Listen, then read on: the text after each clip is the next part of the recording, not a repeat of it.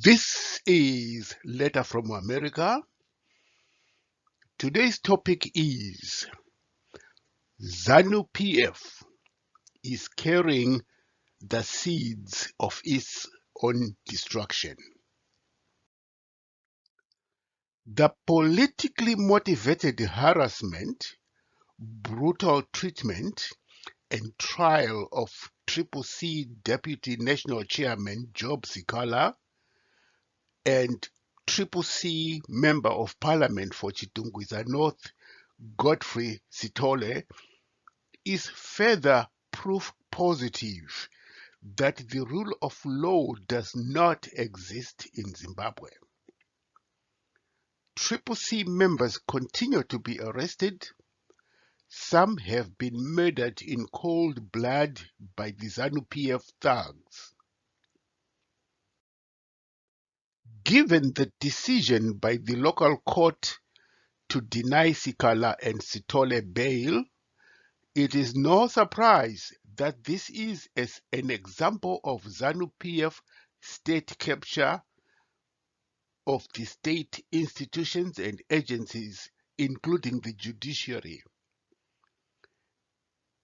A few months ago, a High Court judge who gave Sikala bail in another case was removed from office, humiliated, and had her car impounded.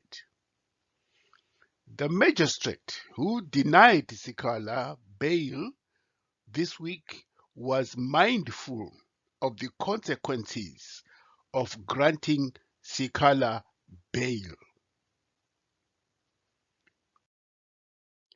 The grisly murder of CCC activist Mo Blessing Ali by ZANU PF thugs, the brutalization of mourners at a funeral, the rampant corruption, especially by the Minister of Local Government, July Moyo, all point to signs of what some people call the end times, the end of the times for the Dizzy Bachinoi criminals. But the world of ZANU PF is falling apart like a house of cards. The ZANU PF propagandists, prosecutor, police, and prison guards have been left with eggs on their faces. Original ZANU PF statements alleged that Mo Blessing was a girlfriend of the hair killer Pius Jamba and that this was a love relationship that went sour. They lied, and it was proved in court that they had lied. Next, the ZANU PF propagandists claimed CCC members had started violence against ZANU PF. They also lied because it was ZANU PF thugs who started violence against mourners at Mo Blessing's funeral and CCC members. The prosecution's case against Sikala is extremely weak. In another country, like neighboring Zambia, for example, where the rule of law reigns supreme, this case against Sikala and Sithole would be laughed out of court and summarily dismissed. Jobu Sikala merely warned the consequences of politically motivated violence against Mo Blessing and CCC supporters. Job Sikala said that many people say in local culture, that is, if you kill someone, the spirits of that person you killed will descend on you. So, did Job Sikala commit a crime?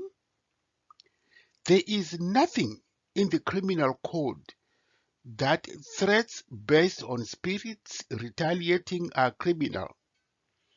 If so, Will they arrest the spirits?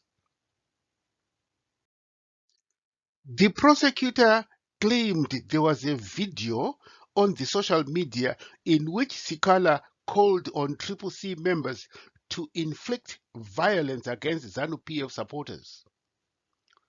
Sikala's defense lawyer challenged the prosecutor to produce that video in court. The prosecutor failed and miserably claimed it had been deleted on the social media. Sikala and Sithole were brought to court handcuffed and in leg irons. This was a violation of criminal procedure and the rights of the accused. When asked, prison officers initially said they had lost the keys to the handcuffs and leg irons.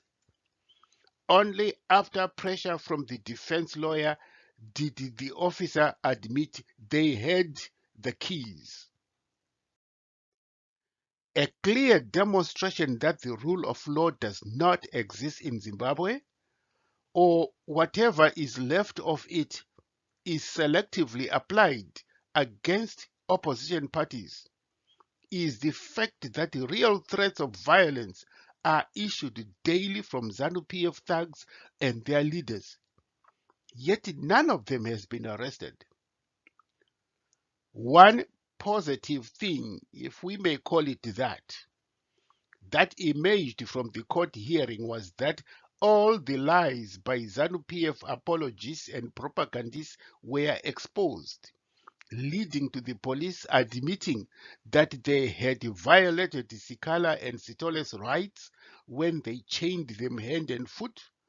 All the allegations that ZANU PF propagandists had reveled on were exposed as pure, putrid lies. But what was ZANU PF's strategy in arresting Sikala and Sithole? Was it a routine prosecution of Triple C members and officials only? Sikala told the court that one of the prison officers told him, "Tichaku Pfidzisa, we will fix you." Sikala and Sithole are in Chikurubi jail, the maximum security prison, which has been condemned for packing supposedly hardcore prisoners like sardines. This was obviously what the police officer meant by "we will fix you." ZANU PF's strategy was to frighten Triple C members into not holding or attending rallies. In so doing, ZANU PF hopes Triple C will lose support among the Zimbabweans. Another objective is to discourage Sikala himself and Sithole from ever participating in politics again. That was exactly the same objective Ian Smith's Rhodesian Security had when they jailed the nationalist leader Ndabadingi Sithole. That strategy failed to break Sithole's spirit and determination. It will also fail to break Sikala's spirit and determination. Why? Sikala is the most arrested and the most jailed civil rights activist in Zimbabwe. The first unintended outcome, which ZANU should have known in the first place, was their actions against Triple C members have generated greater nation-level support for the party. If ZANU continues to harass, arrest, prosecute, and jail Triple C officials and members, more Zimbabweans will openly support Triple C. ZANU PF had hoped that by controlling the state media and by blocking Triple C from holding rallies in rural areas, news of such prosecutions and arrests would not be known among the rural people. They were wrong. News about Chamisa, Triple C, and arrests spreads fast around the country because of the social media and the word of mouth. Zimbabweans do not trust the state media to be factual, accurate, or objective. Whatever they get from the state media, Zimbabweans instantly know that it's ZANU PF propaganda. The second unintended outcome is these arrests took place just a week before the meeting of the Commonwealth Head of State of Government meeting scheduled for from 20 to 25 June in Rwanda. Zimbabwe was suspended from the Commonwealth in 2002 because of politically motivated violence on opposition parties, as well as rigging elections. At the Commonwealth meeting in Nigeria in 2003, the heads of government decided to suspend Zimbabwe indefinitely. Mnangagwa's ZANU PF had been hoping that Zimbabwe would be invited back into the Commonwealth. The problem is issues that caused Zimbabwe's indefinite suspension in 2003 have become worse today. The politically motivated killings by ZANU PF thugs of civil rights activists like More Blessing, the random arrest by the police of Triple C supporters, the blocking of Triple C president from organizing rallies have all contributed to Zimbabwe's indefinite suspension from the Commonwealth. It is for this reason that Mnangagwa, who had been silent all along, suddenly decided to make a public speech, ostensibly renouncing politically motivated violence. He is hoping that the Commonwealth leaders will believe ZANU PF does not support violence. Yes, Mugabe said violence by anybody will not be tolerated. But he blamed Triple C for fomenting violence and never mentioned ZANU PF. Mnangagwa also described the killing of More Blessing as stage managed. Mnangagwa's statement is not only hypocritical, but it also falls far short of a genuine interest and desire by a head of state in eliminating politically motivated violence in Zimbabwe. The whole world knows that politically motivated violence always and without exception comes from ZANU PF. This is one of the reasons why Zimbabwe was expelled from the Commonwealth in 2002. There is no record of opposition parties engaging in this barbaric behavior. So far, we have looked at two unintended consequences of politically motivated violence and arbitrary arrests on trumped-up charges of Triple C supporters and officials, notably Job Sikala and Godfrey Sitole last week. The third unintended consequence is the bandwagon effect opposition to ZANU PF is having on a wider population, including, ironically, members of ZANU PF who see no fairness in the way Triple C is being treated. Even the police and the army are also feeling the psychological and professional pressure to join the growing opposition to ZANU PF. One policeman reportedly said, "How can a professional police officer stand by and not take action against a ZANU PF thug who is unleashing violence against a Triple C supporter. How can a professional police officer arrest a Triple C members who are in a church or are mourning their beloved More Blessing? What crime have they committed? The policeman said it must be a painful experience for him and his colleagues to be able to go home and pretend like nothing happened. Such action or inaction will weigh very heavily on the police officer's conscience. What do I tell my wife or children when they ask, "Daddy, how was your day?" The police officer then referred to Matthew 27 verse 54, a verse in the Bible where a Roman officer who witnessed the crucifixion of Jesus Christ and the subsequent earthquake remarked, "This man truly was the Son of God." In the same context, the policemen are being instructed to arrest Triple C civil rights activists who are campaigning for basic human rights for all.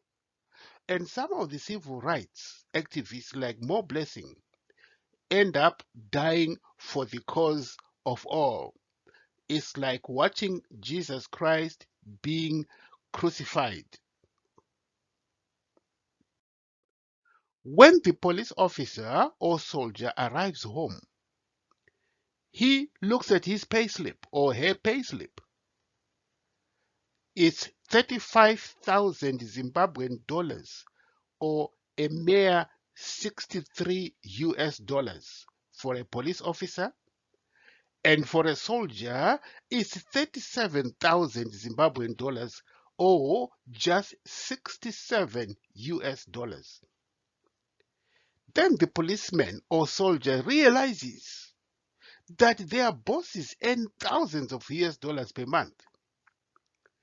President Mnangagwa reportedly earns 12,000 US dollars a month. In addition, he gets thousands more in benefits.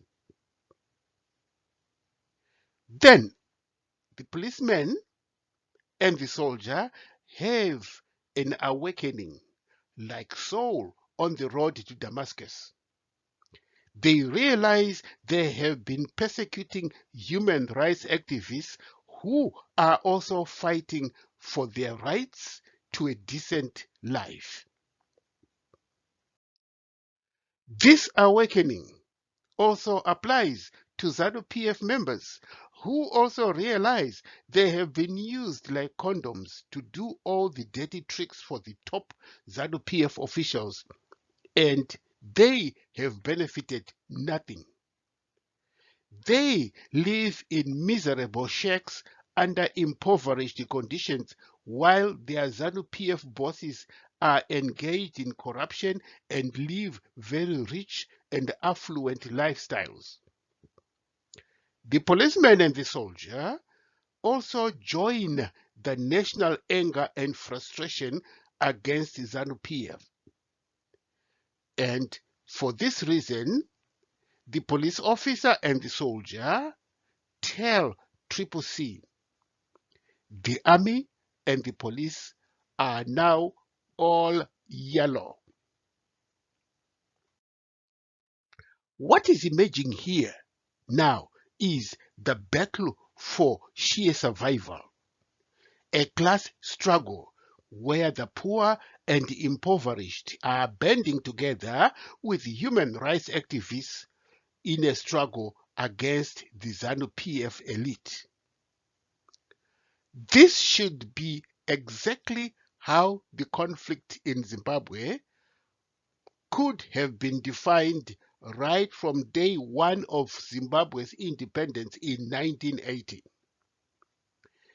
The national anger against corruption and violence is rising precipitously, even among ZANU PF supporters who are now publicly saying, "Takasenzeswa tikaraswa semacondoms. Chinhu ichi chaora, chinhu ichi chafa, bora musango. We were used and discarded like used condoms. This ZANU PF is now rotten to the core. This ZANU PF is dead. We are not going to vote for ZANU PF in the next elections.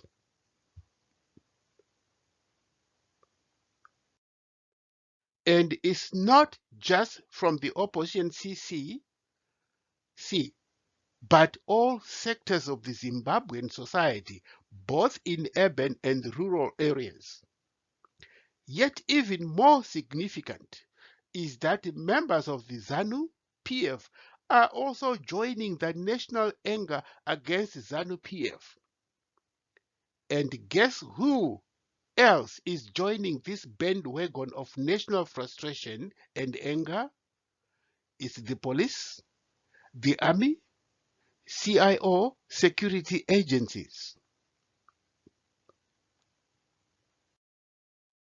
In describing the situation in Zimbabwe, the late Bishop Desmond Tutu saw the problem in the country as a class struggle between the haves and the have-nots.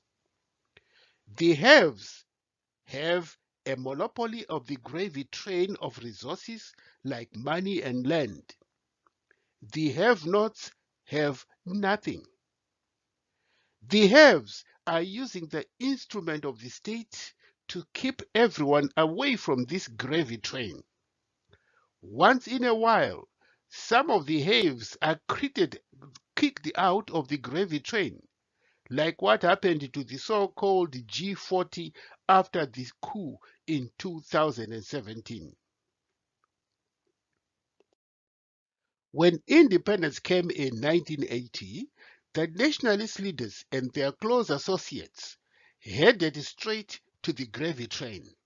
They helped themselves to the riches of the country. They did not care about the developmental needs of the population. This is why today, 42 years after independence, people are asking ZANU, what have you done for us? The answer is nothing. Mugabe and his cronies saw any political opposition as an attempt to take away the gravy train. To protect himself and his apparatchiki, Mugabe built the 5th Brigade outside the structures of the army. For this, the opposition parties were severely punished. Joshua Nkomo's ZAPU was kept at an arm's length from the gravy train. For 42 years now, this has been the way ZANU PF has operated. Zimbabwe's economy is in shambles. The Zimbabwe dollar, which is being force-fed on Zimbabweans, is in free fall to the bottom. Inflation is the highest in the whole world. When Mnangagwa took over as president in 2018, 29% of Zimbabweans lived in what is known as extreme poverty. Inflation was at 5%. Today, 49% or nearly half the Zimbabwean population live in extreme poverty. This population in extreme poverty includes rural people, urban people, CCC, and ZANU PF members. To make matters worse, civil servants, including the teachers, nurses, army, and police, are sliding into the ranks of the urban poor because they are paid in Zimbabwean dollars, whose average value per pay slip is about 60 US dollars. A family needs at least 1,000 US dollars to survive. If Karl Marx, the founder of and advocate for communism, was alive today and visited Zimbabwe, he would say ZANU PF is carrying the seeds of its own destruction. And if Zhou Enlai, the first premier of the People's Republic of China in the 1950s, and also a communist theoretician, was alive today and visited Zimbabwe, he would say colonialism has continued in Zimbabwe, and Zimbabwe is now ready for a revolution. And if Kwame Nkrumah, the first Pan-Africanist president of Ghana, was alive today and visited Zimbabwe, he would say Zimbabwe is a neo-colonial state under a leadership which did not have a vision to emancipate the people of Zimbabwe. The only vision they had was to get rich for themselves. And if Ndabadingi Stole, former ZANU PF president, was alive today, he would say Zimbabweans need to liberate themselves from the neo-colonial oppression of the Dizzy Ripachinoi gangsters. Sitole would also say ZANU PF can harass and jail CCC members for as long as it wants. But ZANU PF, like the past settler colonial regime, will meet its end. He would say Zimbabweans will still be standing long after ZANU PF is gone.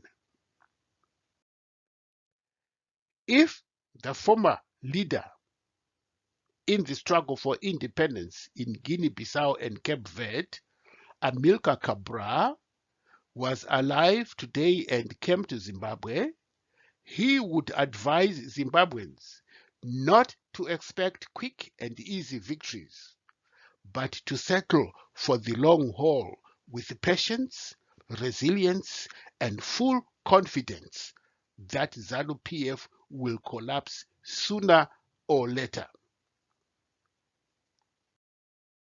Makomborero Jinawashe has always said to Zimbabweans, we are many, they are few. We are whom we have been waiting for. The message to Zimbabweans is it will take the collective effort of all the 17 million Zimbabweans to get rid of ZANU PF. However, a spark is needed for a full-scale mass uprising. The nurses, teachers, and doctors strike, the plunging Zimbabwean dollar, as well as the jailing of Job Sikala and Godfrey Sitole, may well be the spark that will set the fires of mass uprising in Zimbabwe. This concludes today's broadcast of Letter from America, a weekly in-depth analysis of the situation in Zimbabwe. Thank you for listening.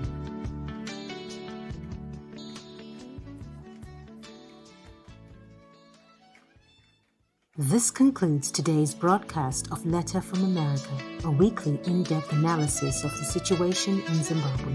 Thank you for listening.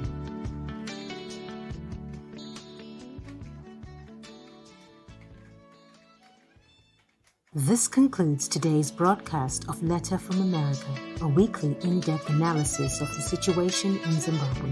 Thank you for listening.